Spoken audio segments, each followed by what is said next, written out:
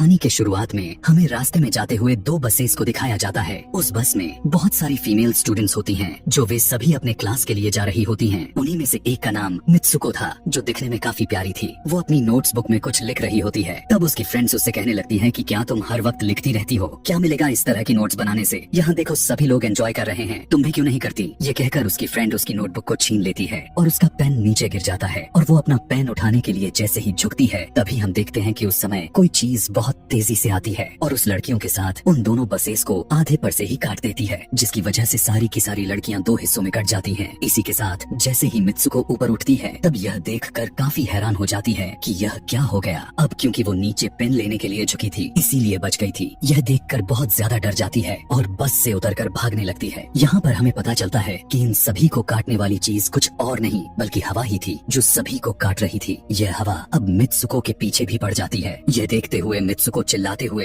काफी तेजी से भागने लगती है। भागते समय उसे आगे चार लड़कियां और भी दिखाई देती हैं और वो उन्हें झुकने के लिए कहती हैं, लेकिन काफी देर हो चुकी थी। वो हवा उन्हें भी आधे पर से काट कर चली जाती है। लेकिन उनमें से मित्सुको एक लड़की को बचा लिया था कि तभी इन्हें कुछ साइकिलिंग करते हुए लड़कियां नजर आती हैं, जो कहीं पर जा रही थी। उन्हें भी ये बचाने की कोशिश करती है, लेकिन वो हवा उनके साथ भी वही करता है जो अभी इनके दोस्तों के साथ हुआ। और इसी दौरान वो लड़की भी मारी जाती है, जिसे अभी उस अदृश्य चीज से बचाया था। अब वो यह देखकर काफी डर जाती है और वो इधर उधर भागने लगती है। आगे हम देखते हैं कि मित्सुको जब एक नदी के पास जाती है, तो वो यह देखकर हैरान हो जाती है कि उस नदी में भी पहले से बहुत सारी डेड बॉडीज पड़े हुए थे, जिसने हवा ने यानी उस अदृश्य चीज ने काट दिया था। वहाँ से वो एक डेड बॉडी के कपड़े लेकर चेंज कर लेती है। अगले सीन में हम देखते हैं कि मित्सुको चलते चलते एक स्कूल में पहुँच चुकी है, जहाँ पर और भी बहुत सारी फीमेल स्टूडेंट्स थी। उनका यूनिफॉर्म मित्सुको के यूनिफॉर्म से काफी डिफरेंट था। यानी यह भी था कि वो तो उनके स्कूल के स्टूडेंट तो नहीं थी कि तभी एक लड़की मित्सुको के पास आती है और उससे कहने लगती है कि तुम कैसी हो। दरअसल देखा जाए तो वो लड़की उसकी बेस्ट फ्रेंड थी, लेकिन मित्सुको उससे पूछती है कि क्या तुम सच में मेरी बेस्ट फ्रेंड हो, क्योंकि उसे कुछ भी समझ में नहीं आ रहा था कि उसके साथ हो क्या रहा है। वो काफी सदमे में थी। यहाँ पर हम यह भी जान पाते हैं कि मित्सुको और उसकी बेस्ट फ्रेंड काफी ज्यादा एक दूसरे को प्यार करती हैं कि तभी वहीं पर तेज हवा चलती है और मित्सुको डर कर बिल्डिंग के अंदर चली जाती है। उसकी बेस्ट फ्रेंड को कुछ भी समझ में नहीं आ रहा था कि ये हो क्या रहा है। वो मित्सुको से पूछने लगती है कि तुम इतना ज्यादा कांप क्यों रही हो और इतना ज्यादा डरी क्यों हो, तुम्हें हो क्या गया है। तब मित्सुको अपने बेस्ट फ्रेंड को सब कुछ बता देती है कि किस तरह से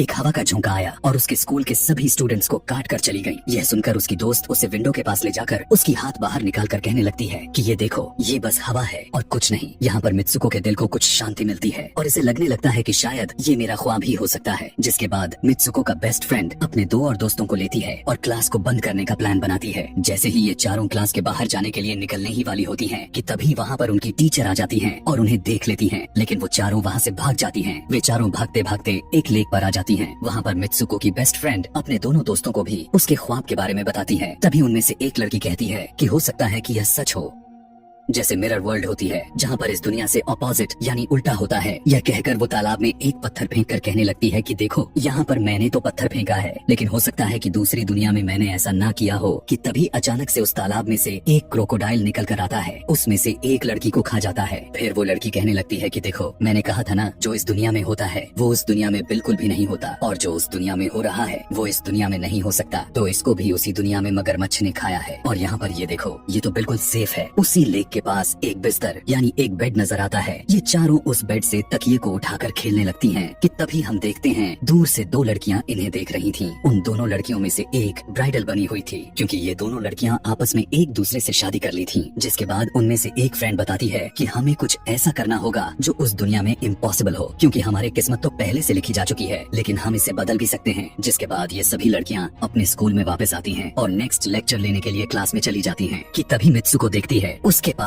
एक तकिया पड़ा हुआ है। अब जैसे ही वो इस तकिए को उठाने के लिए नीचे झुकती है कि तभी उसकी टीचर पूरे क्लास में गन से फायर करने लगती है। और जैसे ही मित्सुको उस तकिए को उठाकर ऊपर देखती है तो उसके क्लास की सभी लड़कियां मारी जा चुकी होती हैं। और यहाँ पर एक बार फिर वो बच जाती है, जैसे पिछली बार अपने ड्रीम्स में बच गई थी। मित्सुको की टीचर उसके पास आकर कहती है कि तुम्हारी हिम्मत कैसे हो गई, इस क्लास को बंद करने की, तुम्हारा भी मरना तय है। कि तभी उसी वक्त दो लड़कियां और आ जाती हैं और मित्सुको को बचाकर वहाँ से भागने की कोशिश करती है, लेकिन एक दूसरी टीचर वहाँ पर आकर उन दोनों लड़कियों को मौत के घाट उतार देती है। अब जितने भी स्टूडेंट्स की जान बच गई थी, मित्सुको उनके साथ बाहर भाग भागने लगती हैं, लेकिन स्कूल की सभी टीचर्स उन सभी लड़कियों पर फायरिंग करने लग जाती हैं। अब यहाँ पर फायरिंग के दौरान सभी लड़कियाँ जैसे ही वहाँ से बाहर आती हैं, तो यहाँ पर हवा उन्हें काट देती है। यहाँ पर अब मित्सुको यहाँ पर एक बार फिर से अकेली रह जाती है और वो वहाँ से भागकर क्राउड एरिया से होता हुआ पुलिस स्टेशन में जाती है। वो वहाँ पर सब कुछ बताने लगती है। उसकी यह बात सुनने के बाद पुलिस वाली लड़की उससे कहती है कि लेकिन तुमने स्कूल वाली कपड़े तो नहीं पहने हुए हैं। और जब वो उसके सामने एक मिरर को रखती है, तब मित्सुको उस मिरर में देखती है कि वो तो एकदम से बदल गई होती है और लोग उसे मित्सुको के नाम से नहीं बल्कि उसे किसी और नाम से बुला रहे थे। यहाँ पर हमें पता चलता है कि उसकी शादी होने वाली थी। तब वही पुलिस ऑफिसर उसे उसकी शादी के लिए लेकर जाती है। यह देखकर आसपास के लोग उसे कॉन्ग्रेचुलेशंस दे रहे थे। अब जैसे ही वे सभी उसे लेकर चर्च पहुँचते हैं, तो मित्सुको को बेस्ट फ्रेंड भी वहीं पर मौजूद होती है। मित्सुको उससे पूछने लगती है कि यह सब मेरे साथ क्या हो रहा है। तब उसकी दोस्त उससे कहती है कि अभी खामोश रहो, हम अभी किसी के कंट्रोल में हैं। बस जैसा मैं कहूँ तो तुम वैसा ही करो। और यह कहते हुए वो उसका वेडिंग ड्रेस पहनाती है और उसे वहाँ जाने के लिए कहती है। अब जैसे ही वो अपनी मैरिज सेरेमनी के लिए आगे बढ़ती है, तो वहाँ की सभी लड़कियाँ उसका मजाक उड़ाने लगती हैं। यह देखकर उसकी बेस्ट फ्रेंड एक एक करके सभी को मारना शुरू कर देती है। जिसके बाद जैसे ही मित्सुको आगे बढ़ती है, तो उसके ग्रूम की जगह एक ताबूत खड़ा हुआ नजर आता है।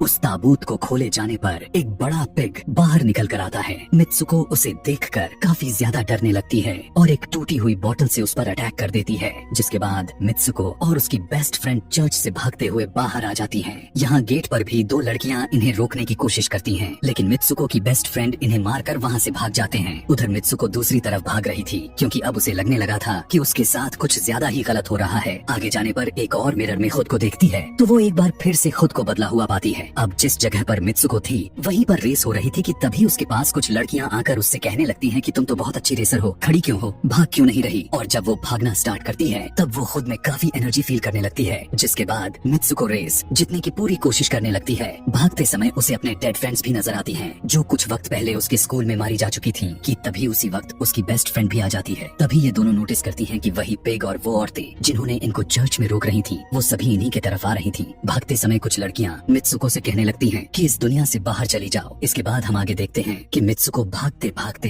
एक सुनसान अंधेरी जगह पर आ जाती है। वहीं पर कुछ स्टूडेंट्स नजर आती हैं जिन्होंने यूनिफॉर्म पहना हुआ था। वो सभी लड़कियां मित्सुको से कहने लगती हैं कि हम सभी मरे हुए हैं और तुम्हें भी मार देंगे। लेकिन तभी मित्सुको की बेस्ट फ्रेंड वहाँ पर आकर उस लड़की को मारकर वहाँ से मित्सुको को भगा ले जाती है। मित्सुको की बेस्ट फ्रेंड उसे अपना नाम जोर जोर से पुकारने के लिए कहती है, जिस पर मित्सुको अपना नाम जोर जोर से लेने लगती है। इसी के साथ मित्सुको अपना असली रूप में वापस आ जाती है। उसकी बेस्ट फ्रेंड उसे अपना हाथ दिखाते हुए कहती है कि प्लीज मेरे हाथ में जो वायर लगी हुई है उसे बाहर खींच दो, ताकि मैं इस दुनिया से बाहर जा सकूं। लेकिन मित्सुको को डर भी था कि कहीं यह वायर खींचने से उसकी जान न चली जाए। और क्योंकि मित्सुको अपने बेस्ट फ्रेंड को काफी ज्यादा प्यार करती थी, इसलिए वो ऐसा नहीं करना चाहती थी। लेकिन ज्यादा उसे फोर्स करने पर वो उसकी वायर्स खींच देती है। वायर खींचते ही उसकी बेस्ट फ्रेंड की बॉडी दो हिस्सों में बट जाती है। और तभी उसी वक्त उसे एक गेट नजर आती है। उस दरवाजे से बाहर आने पर वो देखती है कि अब वो आदमियों की दुनिया में आ चुकी है। वहीं पर उसके पोस्टर्स भी लगे हुए थे, जिस पोस्टर को कुछ लड़के देख रहे थे। तभी एक लड़का मित्सुको के पास आकर कहता है कि तुम फ्यूचर में हो। इस बात को सुनते ही वो बेहोश हो जाती है। कुछ टाइम के बाद जब उसे होश आता है, तब वो आगे बढ़ती है। तब वो देखती है कि एक बूढ़ा आदमी गेम खेल रहा होता है और उसी गेम में मित्सुको वही कैरेक्टर नजर आती है जो अभी बनी हुई है। मित्सुको को देखते ही बूढ़ा आदमी कहने लगता है कि मैंने ही इस गेम को बनाया है और मैं ही हूँ जो तुम लोगों को कंट्रोल कर रहा हूँ। तुम तो बहुत पहले मारी जा चुकी थी, लेकिन मैंने तुम्हारा डीएनए लेकर तुम्हें फिर से बनाया। मित्सुको को जब यह बात सुनकर उसे पता चल जाता है कि यह एक गेम है, तो उसे लगता है कि शायद मैं अभी भी अपने दुनिया में जा सकती हूँ। कि तभी उसी समय एक आदमी आता है और मित्सुको को अपने पास बुलाने लगता है। तब वो बूढ़ा आदमी मित्सुको से उसकी आखिरी लेवल को कंप्लीट करने के लिए कहता है। वो आगे बढ़ने लगती है कि तभी मित्सुको को अपने दोस्त की कही हुई बात याद आ जाती है